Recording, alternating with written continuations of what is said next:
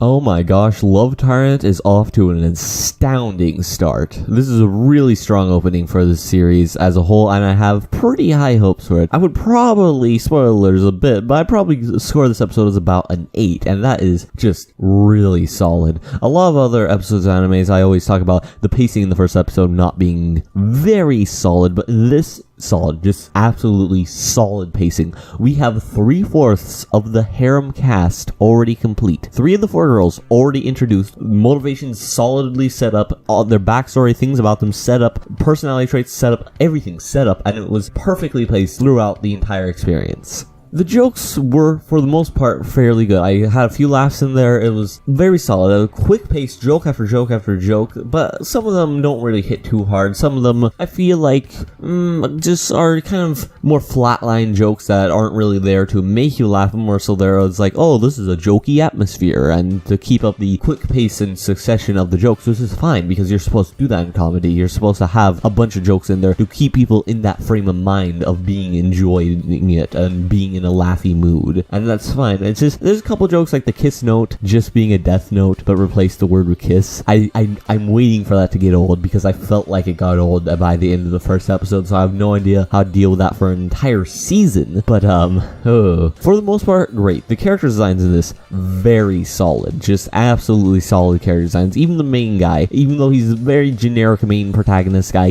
I like his hair, I like his general designs, I like how much his character can stretch and move in this. The actual designs of the characters and the animation character designs are both really solidly handled throughout this.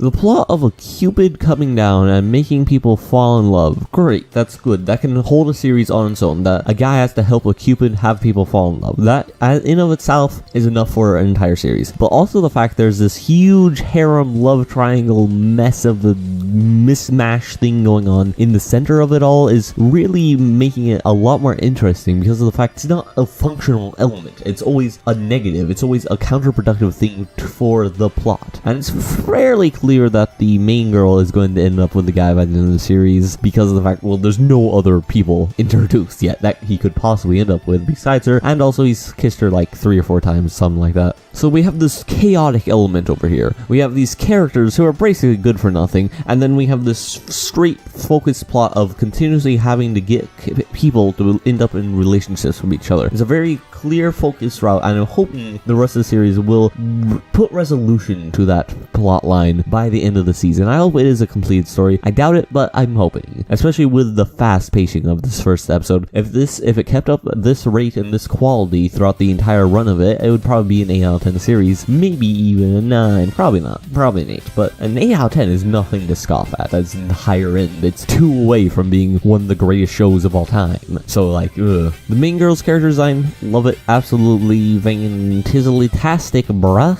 Just great, just 10 out of 10. The fact she's actually just in cosplay the whole time, that's great, that's great. There's a few fan service elements in this first episode, and they are generally well implemented, and they're not terrible fan service elements either. Like, they're not badly drawn and then badly implemented. That just really ruins the show, so seeing that it is handled well in this first episode, hopefully it won't be that distracting later on, because I see this as being a type of series that will have a beach episode or like a bathing episode of some sort. I also like the little dog guy character. I thought he was decent. I liked his relationship with the main protagonist. Again, the relationships in this kind of have enough room for growth, but also enough setup already that I could see them interacting and bouncing off well with each other just throughout the rest of the series. And I'd be interested to see the final character added to the roster, the sister, and also probably the final harem member, unless the final harem member is in fact the sister, because let's be honest here, it's anime.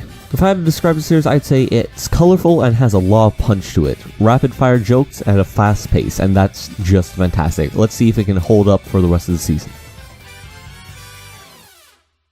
Hi everybody, if you enjoyed this episode of anime, check out the rest of the series over here, and of course subscribe to stay up to date with my latest content. Follow me on social media so we can talk about the animes that, because once in a while I like an anime, it's happened before. I've had animes I liked. No? Okay, yeah, that's true.